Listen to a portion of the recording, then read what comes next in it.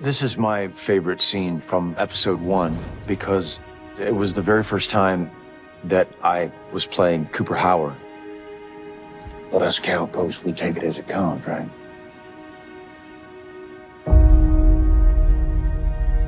In my own mind, in my own imagination, I was seeing it happen in real time. And I was there with my daughter. And it was terrifying. It really affected me emotionally. These projects are difficult to bring to life. It's a bit of a high wire act across the board, especially episodically. You got to do 8 hours of this. You have to be smart and you have to trust. The pilot episode starts really big and an insane number of things happen in it. In our first season, we have 8 hours to play with. There's acres and acres of intellectual property. I mean, 25 years of games. So it really was like, how do we cover as much of this big, crazy world as we can?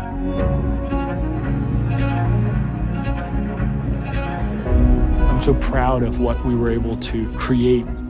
Incredibly talented crew, incredibly talented cast, everyone pulling together and trying to breathe life into the idea of what Los Angeles would look like 200 years after the end of the world.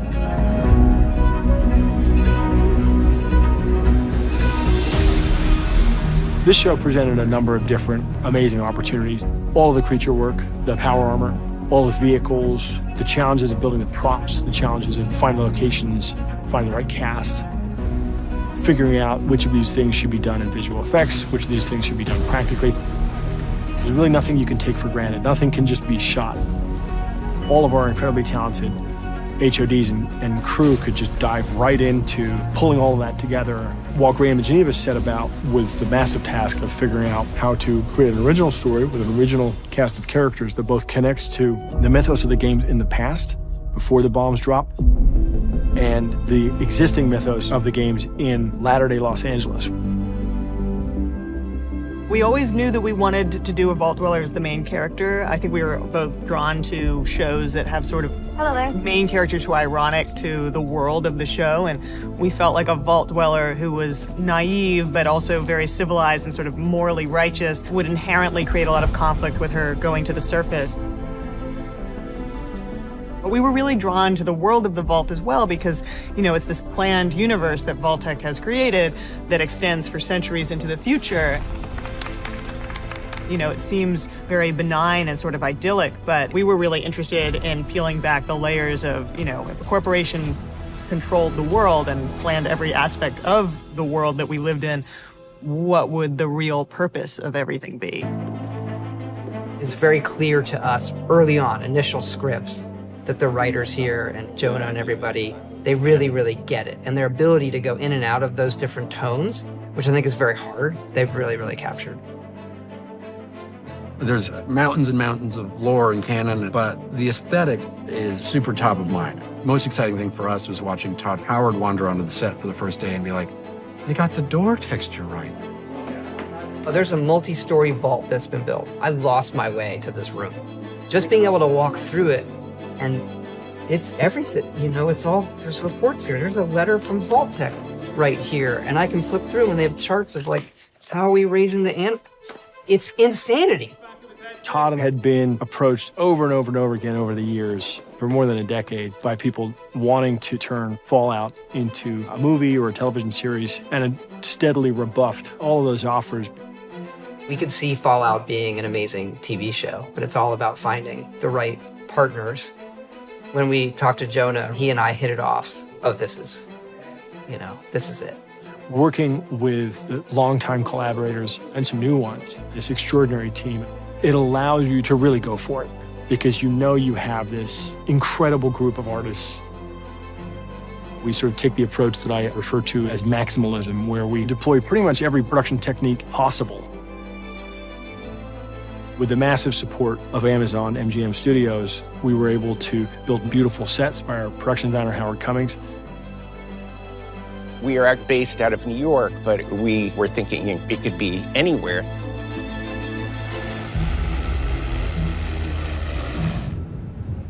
Right now, I'm sitting in Elizabeth Bay, which is in Namibia.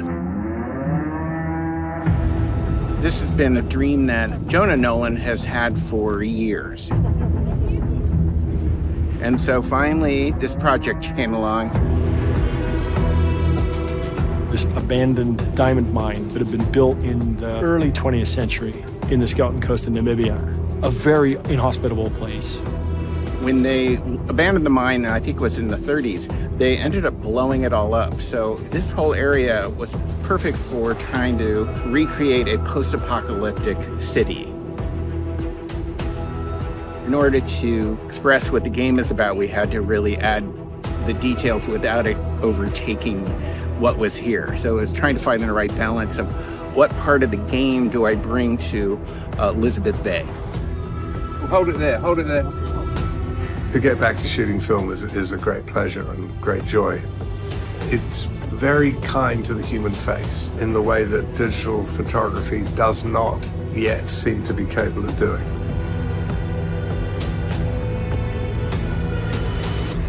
Doing hair, makeup, wardrobe in a different format, like 35 millimeter. Yeah, there's certain different aspects you have to be aware of.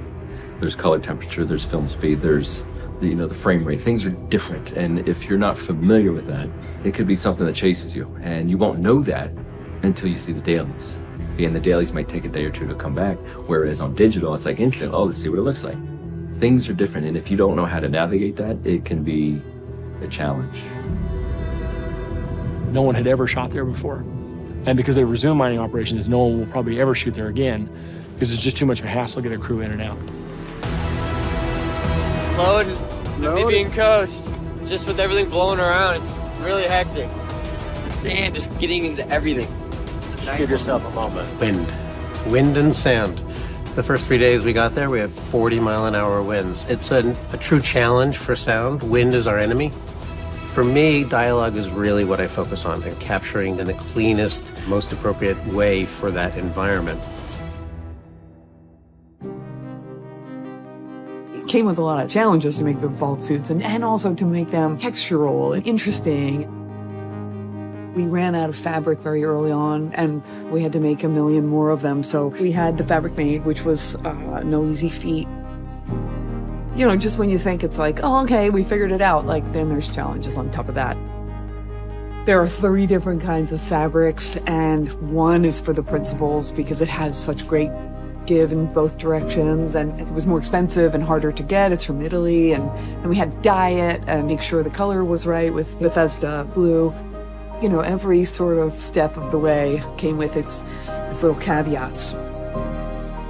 Everything above ground had to look like it had been exposed and also salvaged.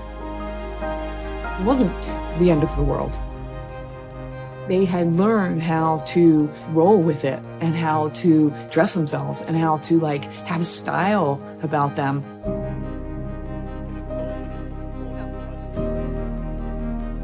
It's a huge undertaking. The amount of costumes that we had to make and amount of people that we had to dress was huge, huge, bigger than anything I've ever done.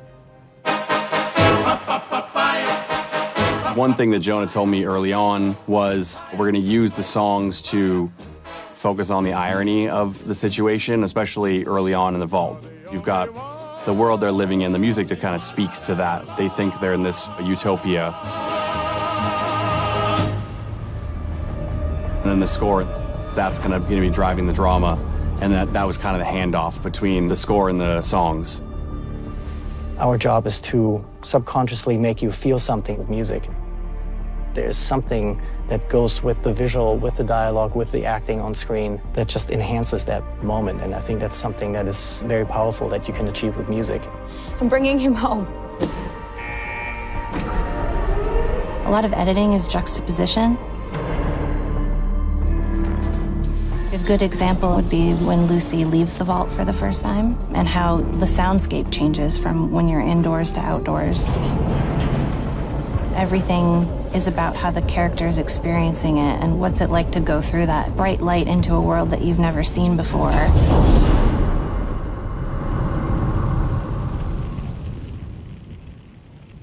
She's never experienced the outside world. She doesn't know what wind feels like, or weather, or the sun. There's the sort of physiological responses that your body has to being on the surface for the first time. And then there's the emotional challenge of having your entire worldview change. She doesn't know what anything looks or sounds like. She's never been up there. And she starts noticing some sounds as she's walking down through the sand, and she comes around the corner. It's the first time she's ever seen the ocean. You're always trying to get people to lean in more on a show, you know, just the ambiances that made the locations feel different. Just the atmosphere that caused isn't something you can fake. It was tangible. We really worked in collaboration with our stunningly brilliant production designer, Howard Cummings, and knew in early plans that while he achieved these magnificent practical sets, we would have some set extensions and a little bit of help to just take things further in visual effects. One of the things about working with Jonah and Graham and Geneva is this sense that there has to be something real in the frame. When we shot the environment for Shady Sands, we went to a huge lake and they were able to see the scope, and we didn't just shoot it in a parking lot. We dressed the entire set and then said, okay, well, everything out there is going to be Shady Sands. And so the cameras were able to react correctly, and you were able to figure out how far back you should be able to get the scope you needed. We always want to maintain the best elements that we captured on the day. Like, we don't want to lose those. It's always very exciting in the world of visual effects to know that you're creating your own unique world for others to really immerse themselves in. We built one of the first volume facilities on the East Coast and set about trying to figure out exactly what to use it for. We didn't want to use the volume for everything. We just wanted to use it for the kinds of sets that would be too big or too improbable to build. We did a ton of aerial work, but then we brought that onto the volume stage with us. We had gone in the helicopter to Western Utah, gathered all of the plates, and then brought them to life on the volume stage with our fuselage kind of bouncing around. Like, there's a sense of reality for the actors and for me and for everyone else. Handheld cameras inside a fully realized and beautiful interior from one of our vertibirds. To be on a real rig that is controlled by someone else on set with a joystick that's just shaking you and taking you on a ride on the volume set, the real drone footage whipping past your eye line. It's just an amazing experience for an actor.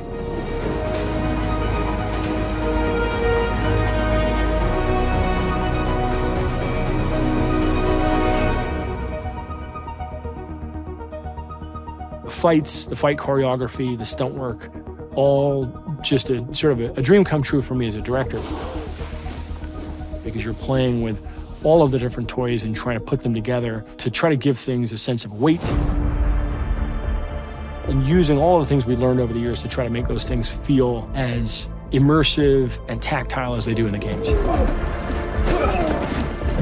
Most of what you see with the Power Armor is real, and most of it is our incredibly talented stunts team.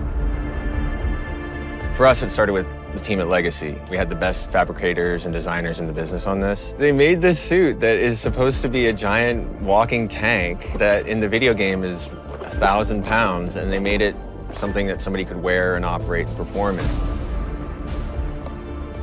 We gave him months and months and months of rehearsal to make sure that he was completely fluent. By the time we were done shooting, he could do almost anything in that suit, which is incredible given how much it weighed and the difficulty of it.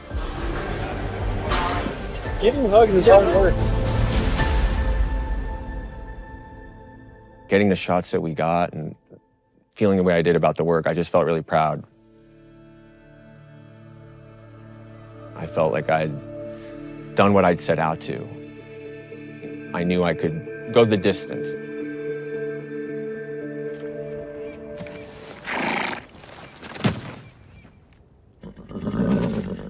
Please, please. There's an old Mexican eulogy. Feo, fuerte y formal. Means he was ugly, strong, and had dignity.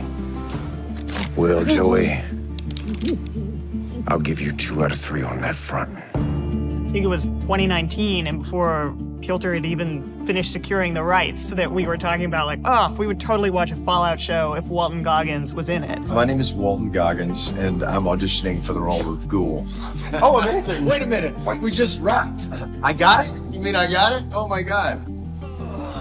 Walton Goggins is one of those actors who you just put on the bucket list of people who's so versatile and talented, both dramatically and comedically. I don't really know how he does it. I started this experience as the Ghoul. We started talking about it 6 months before the cameras even began rolling. We had the enormous challenge of figuring out how to take this incredibly versatile actor with this amazing face that can convey humor and sadness, all these different things, and then put 10 pounds of makeup on it and still have that work. Ghoul could easily fall into something that's zombie, kind of burn victim. There's all these different aesthetics that I think we wanted to try and avoid as much as possible so that it was its own look. And we had a very dear friend of mine, Jake Garber. He's one of the best special effects makeup artists in the world, and he stepped in to apply it. First time we did it, it took 5 hours to put the pieces on. And once we were into production, he had it down to about 1 hour and 45 minutes. When we were doing the makeup in the trailer, he would bring in movies. I watched copious amounts of Westerns over the course of this. He had it down so quick that sometimes I would ask him to take a little bit longer because the movie I was watching was 2.5 hours long. I could tell once we started getting towards the end of the application, he started to kind of settle into the role. You tell the story with your face. Tell a story with your voice. And both of those things were dramatically changed with this prosthetic and with the mouthpieces that I wear. I was so insecure about it when we first started, and like after every take, I would just look at Jonah and he would say, yeah, we got all of it, man. I said, all of it? Everything. Walton came to set for the first day, and we're all nervous because, you know, is the makeup going to work? Is it going to be okay? It was the middle of summer, and it was very, very hot. And I walk over to give him a hug and welcome him to the set, and he's crying. And I thought, well, it was an emotional day. I get it. You know, first day, big new role. And then I looked at him and I'm like, oh, he's not crying. He's actually sweating. And it's coming out of his eyes because the makeup is so intense. He was just roasting in there. So we had some challenges with it, but he was incredibly game and so up for it. I just didn't anticipate all that I would feel being the Ghoul.